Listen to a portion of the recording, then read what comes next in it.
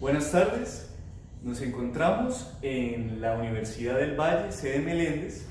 Somos estudiantes de la Universidad Santo Tomás en la Facultad de Educación de la UAP. Soy Juan Pablo Ríos, estudiante de la licenciatura en Teología, y me encuentro con mi compañera Luz Heidi Montaña, de la licenciatura en preescolar del Cabo Cali. Gracias, compañero. Bueno, Luz, hoy tenemos presupuestado un diálogo, un conversatorio. Sí. Hemos invitado al profesor Jonathan Forrero, politólogo y educador de la Universidad del Valle de Cali. Bueno, él nos reforzará un poco los conceptos de fortalecimiento desde su área, que es la politología, aclarándonos elementos importantes y cómo se desarrolló todo este proceso en el trasfondo, pues, del proceso de paz y lo que nosotros tenemos en la actualidad. Lo que debemos tener presente desde los videos que hemos visto, que el profesor de Bogotá nos ha recomendado, desde lo importante es, primero, en los registros históricos y de memoria, lo que uno logra percibir de todos estos sufrientes al margen de la violencia y de toda esta situación de conflicto armado que por más de 50 años afectó al país. Vemos mucho la necesidad de cambio, de reformar conceptos, de abrir el país hacia nuevos horizontes, pero también esa capacidad de perdonar, de no olvidar tampoco todo ese sufrimiento. Pero en esta opción de memoria y en estos videos con esos aportes, el rostro de la memoria, videos que también nos llevan a varias regiones del país donde este flagelo afectó a millones de personas y donde las estadísticas muestran que la cantidad de muertos puede ascender a la población actual de Popayán. Eso escandaliza.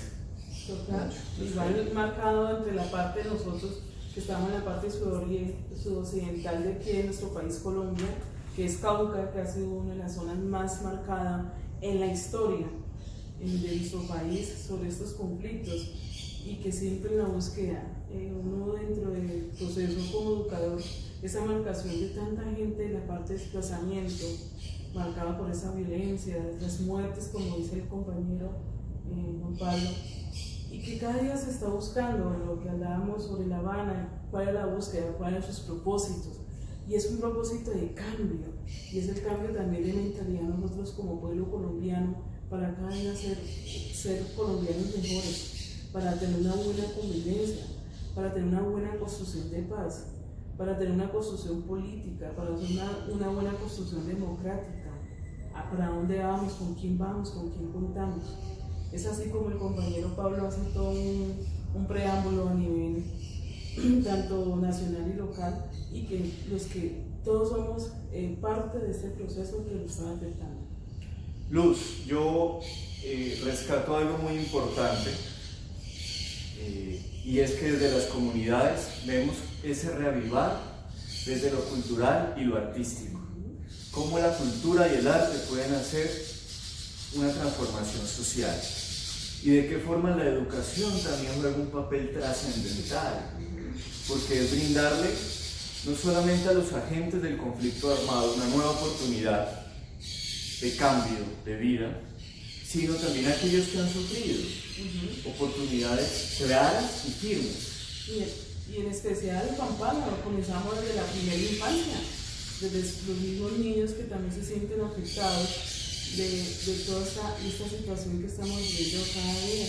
Y eso es lo que queremos, dejar a unos niños con buenas formaciones mentales, tanto salud, tanto emocional y social y cultural, como dice aquí el compañero. No perder esa esencia aquí en nuestro país, Colombia, en el comenzar a educar por esta problemática social que estamos viviendo, y que muchos actores están buscando la forma de mejorar esta vivencia de vida para un bienestar de estos niños. Y qué más con estos programas de primera infancia que se está también rescatando como política pública, como democracia, como participación, cambiar estas posturas de pensar. Hay algo que es importante y que la gente también lo expresa, y es que los culpables de este conflicto armado han sido todos los agentes y todos los factores. Si vamos a entrar en un análisis completo, no solamente la guerrilla de las FARC ha afectado totalmente a las poblaciones. Hay una cantidad de protagonistas, incluso el Estado total ha sido protagonista de todo este problema, si lo vamos a ver de fondo. De modo que quiero que entremos un poco a la discusión, y en uno de los videos que nos propone, nos están matando a los líderes sociales, que tengamos como esa reflexión de por qué, y que quede así en el aire, por qué razón acaban con los líderes sociales y están acabando con ellos. Claro, aquí hay un propósito muy claro y se reflejan tanto en la búsqueda de que el pueblo no tenga conocimiento. El líder, como la palabra líder, es el que ayuda a fortalecer, a concientizar un pueblo, una comunidad, una familia de lo que estamos viviendo actualmente. Compañeros, de igual forma, entre los aspectos, las personas de acuerdos, dentro de los acuerdos del Estado colombiano y la FARC, ¿cuál es la estructura entre todo ese proceso de que estamos viviendo? Ellos hablan de soltar las armas, de reconciliar, de perdonar, lo que puede ser una palabra muy bonita, el perdón, pero el perdón es de palabras o el perdón es de una construcción positiva. Entonces, desde ahí partimos todos estos enriquecimientos, estos conocimientos, y que más, como dice como decía al comienzo, Rodolfo Arango, como uno de los grandes editores de esta temática, él dice: el contexto sociopolítico colombiano aborda lo teórico y lo del contorno de la democracia, y habla un punto muy diferente a este debate, ¿no? Cuando hablamos de esa democracia, aquí nos vamos, una democracia clara, unas palabras de democracia, pero no sabemos ni la poca participación política, ni sabemos escoger a un buen candidato, el que nos ayude a mejorar nuestra vida, el que yo pueda subir y decir democráticamente, yo tengo voz y voto para esa construcción. Pero también él describe, este autor describe que hay una apatía, esa indiferencia que este pueblo colombiano se siente aislado entre esos procesos. Y entre esos procesos, lo que usted decía sobre el liderazgo, cómo están afectando los líderes a cada esos seres que quieren construir una cosa positiva, pero no quieren dejar. Y esas estructuras es lo que ayuda a tener una balance y desbalance. Bueno, compañera, aquí lo real es que los líderes sociales son perseguidos porque ellos defienden los derechos humanos a capa y espada. Defienden sus recursos, ¿ya?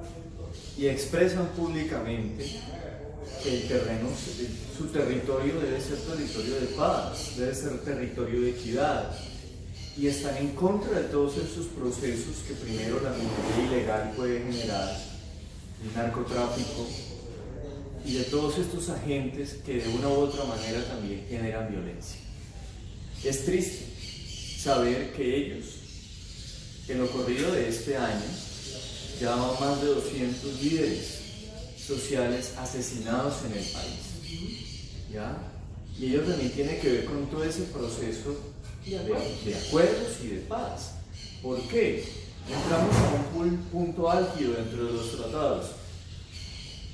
Aquellos que no se acogieron al proceso de paz, llamados los disidentes, aquellos que no aceptaron ese proceso, están generando todavía pugnas en el sur del país, en el sur del departamento del Bolívar, de Sucre, al norte de Antioquia. Y ello también ha generado conflicto con estos grupos insurgentes emergentes, el Clan del Golfo y demás. Esto es una problemática que no tiene precedentes, porque resulta que aquello que ha dejado libre las FARC, aquel espacio lo están tomando otra serie de grupos. Entonces, ¿qué vamos a tener el día de mañana en la reflexión? Hay un proceso de paz con las FARC, pero ¿y los que queden? ¿Qué está pasando? Eso es lo que de pronto hablaba el doctor Rodolfo Arango sobre la concepción de la democracia, ¿no? Él nace como un instrumento, se vuelve como una institución de todas estas cosas negativas y cómo cada día tenemos que fortalecer que esta construcción sea más positiva. Podemos hablar de una palabra paz, esas tres palabras, pero esta paz tiene que ser algo comenzando desde el yo, mi familia, el entorno, lo social, lo cultural. Y tú decías, ¿cómo hacemos? ¿Cómo vamos a lograr desde esta primera infancia, estos jóvenes, estos adultos mayores, a que sea una sola construcción, un solo sentir? No buscar esas indiferencias por ser pueblos, simplemente la minoría, que son los que saben el poder, y ese es el poder que nos está conllevando a toda esa estructura, a todo lo que nos favorece, lo que no nos desfavorece. Cuando hablamos de la FARC, hablamos de la guerrilla, si realmente ellos están conscientes de lo que quieren hacer, que quieren lograr. Y eso es una fuerza muy grande dentro de este proceso. Y para nosotros como estudiantes de licenciatura, ver esta área ayuda como más a aterrizar y conocer más mi país, Colombia, en la parte política. De pronto uno siempre habla de la pedagogía, del juego, del canto, pero eso también es parte del juego y del canto y del arte, ¿no? Porque la política también es un arte, la democracia es un arte, en la participación, en la expresión, eso también es un arte, que eso siempre estamos como muy ajenos. Sí, compañera. Bueno, compañera, y teniendo un poco de claridad desde el punto álgido de los acuerdos de paz y lo que vemos en la actualidad, tenemos esa opción pues de la justicia transicional que nos da, que nos orienta también la JEP, la Jurisdicción Especial para la Paz, y la Comisión de la Verdad, que son elementos motores para la determinación de muchos temas. La ley de reparación de víctimas, aquellos que han cometido crímenes graves, seguridad jurídica, los combatientes ilegales, y todo este proceso de cumplimiento de los acuerdos. Hoy, 2019, compañera, hay una batalla y una pugna grande, porque la JEP pierde legitimidad ante el gobierno, ante el nuevo gobierno del presidente Iván Duque, que quiere derogar ese motor de ejecución ante los procesos de paz. Y eso es una gran invitación, ¿no? Cuando él no está de acuerdo, viene el nuevo gobierno, ya comienza a dañar toda la estructura del gobierno anterior. Y ahí es otra confusión, porque se habla de una cosa y ya se quieren arrancar otras cosas. Entonces ya daña la estructura, la visión, los intereses de un bienestar, no sé si para un determinado grupo o para el pueblo colombiano. Hoy vemos en la actualidad que se están llevando a cabo los procesos a término medio. ¿Por qué? Primero, la erradicación forzada y por aspersión, que es un tema también candente y que sencillamente lo vive quien está en la zona. Se están cultivando todavía fumigando aquellos cultivos ilícitos, pero también se está haciendo sustitución de estos cultivos con proyectos de sustento y en compañía de las Naciones Unidas. La realidad es que no sabemos hasta qué punto se está llevando a cabo todo este proceso. Segundo, una reincorporación accidentada de aquellos que fueron de las FARC. ¿Se están o no se están reincorporando de una forma efectiva a la sociedad? ¿Se adhieren bien o no a proyectos productivos? ¿Hasta qué punto el gobierno está apoyando esos proyectos productivos? Y le permite también ello una vida legal a aquellos exguerrilleros, ¿ya? Que también lo vimos dentro de los acuerdos, darle opción de participación política. Lastimosamente, compañera, si te diste cuenta en las elecciones pasadas, el candidato presidencial Timochenko, no logró ni el 1% desde la participación. De la misma forma en las legislativas, Digamos que es no hubo participación del pueblo. Santrich, detenido antes de posesionarse. Y son muchos elementos a los que tal vez atacaba a la clase política clasista, de que no era posible tener a estos guerrilleros en las altas esferas, pero en realidad aquí es el pueblo el que determina y el que los ubica, y eso lo veremos en unos 4 o 5 años, cuando seguramente, así como ocurrió con el M-19, ya tengan que dejar a un lado esa ideología y esa opción, o cambiar de precedentes. Y compañero, estoy de acuerdo con una palabra clave que tú dices, ubica. El pueblo es el que ubica a todos estos agentes, estos actores, y somos los que más tenemos voz y voto para hacer este cambio. Pero si nosotros, el colombiano, cambiaríamos una forma de pensar y ubicaríamos los que realmente tienen que estar en este escenario, de pronto la postura de nuestro país Colombia fuera otro escenario diferente. Y es un escenario de poder y de normas, de disciplina. No es para lo que yo quiero por ser el dueño y el poder, entonces quiero poner esta zona a mi forma. Entonces somos nosotros el pueblo que tenemos la fuerza para poder seguir y cambiar estas posturas de nuestra convivencia como construcción de vida. Compañeros, de igual forma, como reflexión, ir culminando. De toda la temática del seminario de política, de práctica, los acuerdos y los textos leídos del libro de filosofía de democracia, ¿qué nos invita de aquí en adelante? Este ciclo, como educadores, como tú como en tu área de teología, en tu vida religiosa, que tú también vives con la comunidad, vives con una comunidad religiosa. Yo como educadora que vivo con la comunidad, con niños que estoy formando, ¿a qué nos conlleva a poder fortalecer estos temas, esta temática, lo que estamos viviendo en nuestra diario vivir? Bueno, el libro nos capacita y nos da un panorama de lo que es en realidad la política y la democracia como ejemplo de acción participativa. Nosotros como docentes que estamos inmersos en la educación y en mi caso, desde la teología, inmerso también en prácticas que son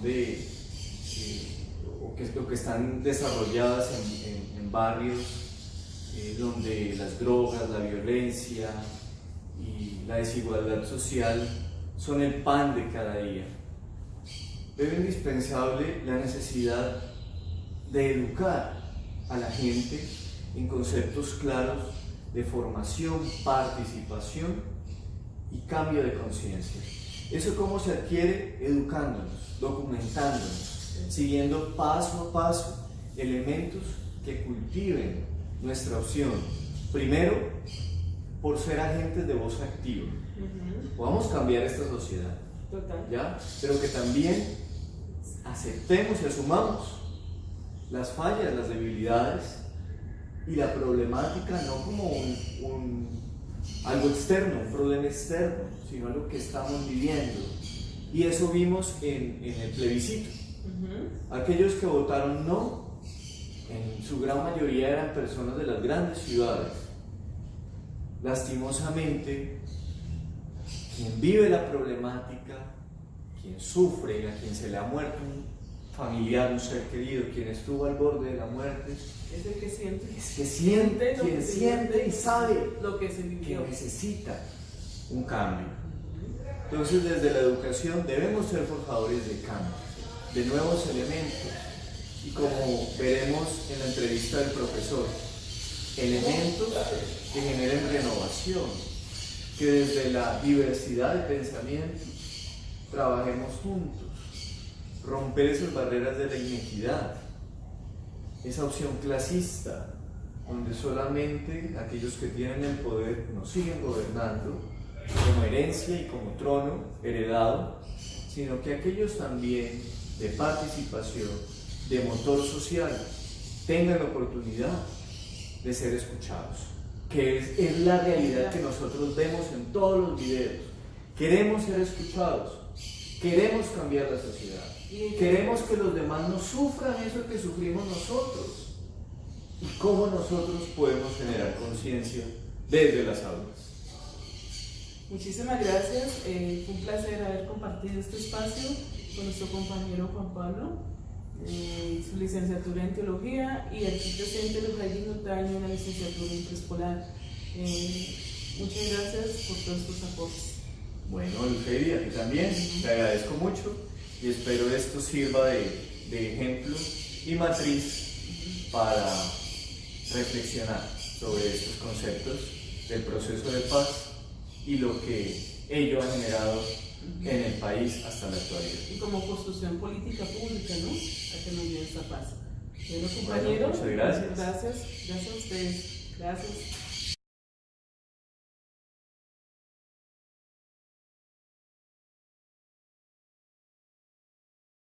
Profesor Jonathan Forrero, gracias por regalarnos este espacio. Es un trabajo del área de filosofía democrática o política de la Universidad Santo Tomás de Aquino del Cabo Cali. En este momento estamos viendo una temática y es que es como un debate con el tema de La Habana. Usted como politólogo de aquí en la Universidad del Valle de Cali, ¿de qué nos puede de pronto hablar sobre todo este proceso de La Habana, con todo qué nos podemos ganar o qué podemos perder con todos esos acuerdos? Pues muchas gracias por la invitación.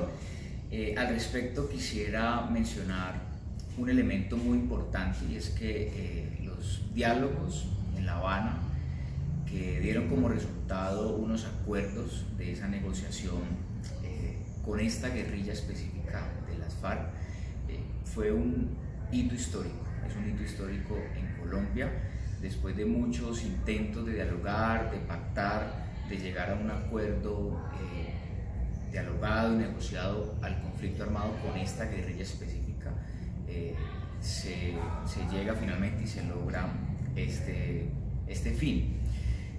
Y creo que la historia reciente, los últimos 2 años, ha demostrado cómo efectivamente ha sido un hito histórico que nos permite ver cómo ese conflicto armado puede llevarse a una mesa, a un diálogo, y se pueden pactar cosas entre el Estado colombiano y la guerrilla de las FARC.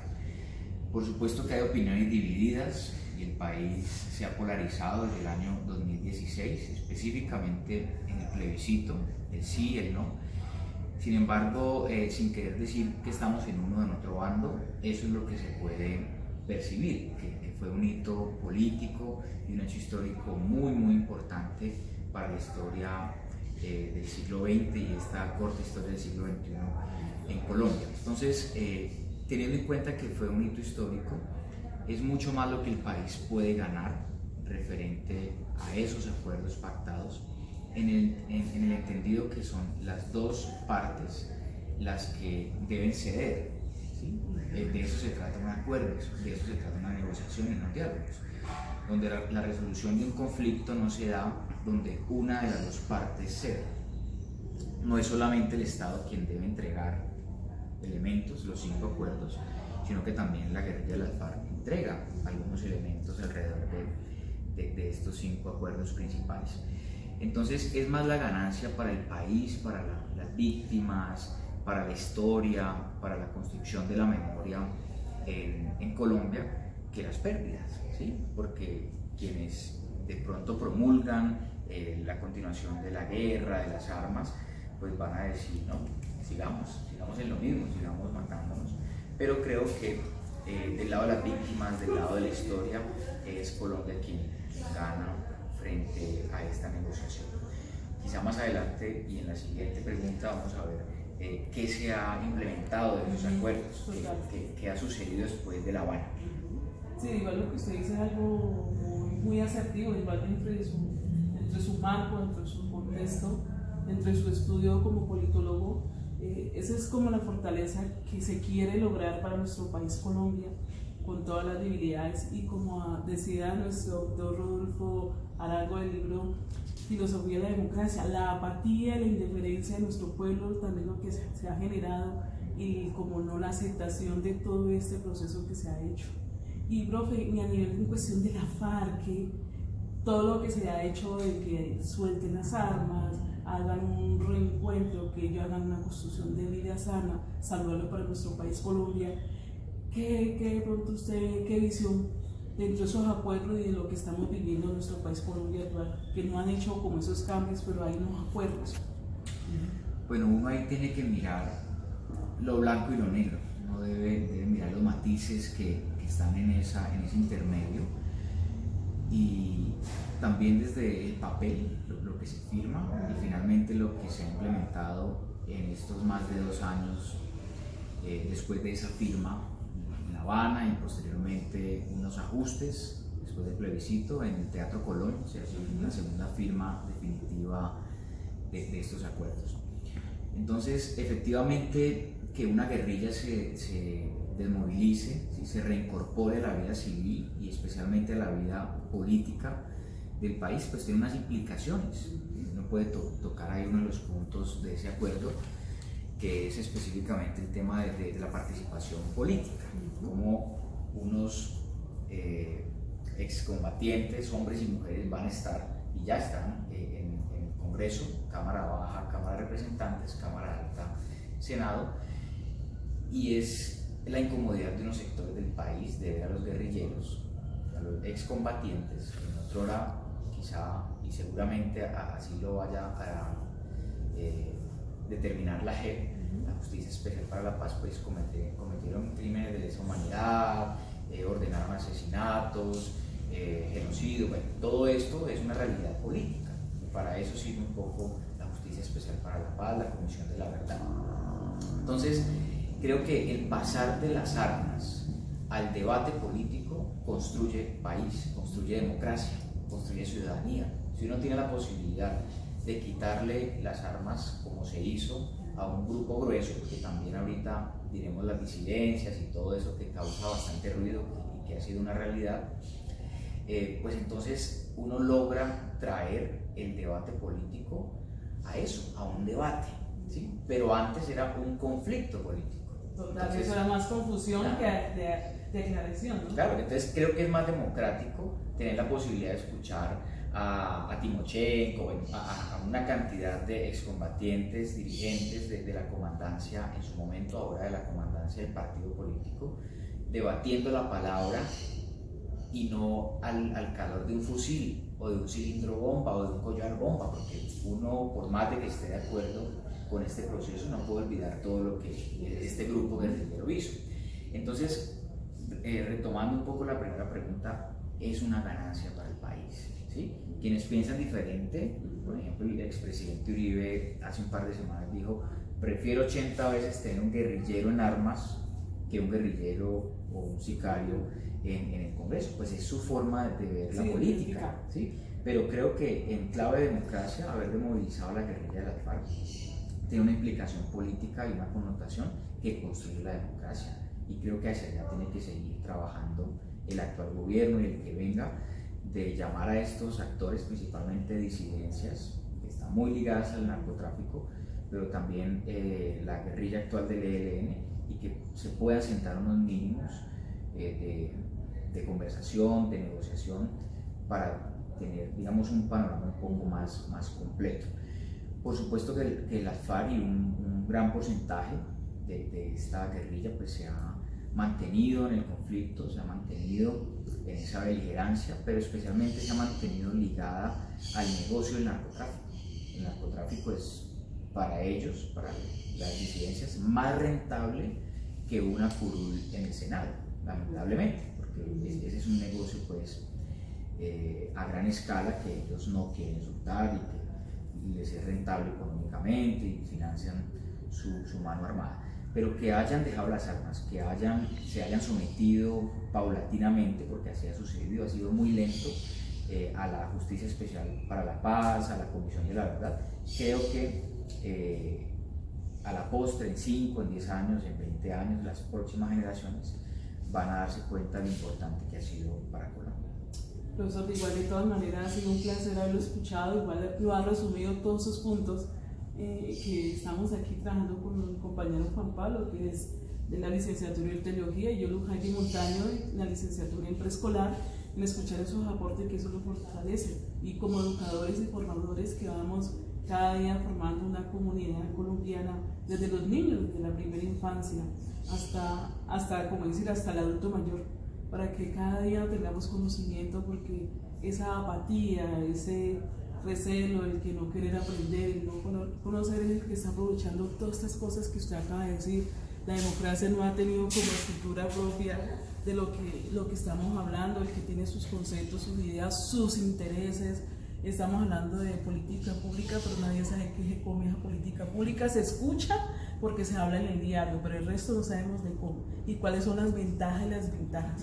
De igual forma, para nosotros como equipo, y también agradecer al docente de Bogotá, CAO, el seguir estos paso a paso para fortalecer este proceso de aprendizaje. Profesor, muchísimas gracias por esa atención y es un complaciente aprender. Más conocimiento. Muchas gracias a ustedes por la invitación. Para cerrar, quiero dar un pequeño análisis muy corto al respecto de cómo quien piense diferente a nosotros, ¿sí?, también está invitado a construir la paz. Hoy tenemos un gobierno, que es el presidente Iván Duque, que tiene una concepción diferente de la paz al gobierno anterior de Juan Manuel Santos. Pero creo que es un reto para nosotros como sociedad, quienes votamos por el sí a la paz, quienes estuvimos acompañando un proyecto político de la Colombia Humana, de Gustavo Petro, y que tenemos una visión de país, ¿sí?, sin las armas, del diálogo, de la resolución de conflictos, de la transformación de esos conflictos. Creo que es un momento importante para quienes estamos en ese bloque ideológico, ¿sí?, que creemos en una democracia abierta, pluralista, de proponerle al gobierno, ¿sí? No porque no comulgamos con sus ideas vamos a tomar las armas nuevamente, porque esa ha sido cíclicamente la historia de nuestro país.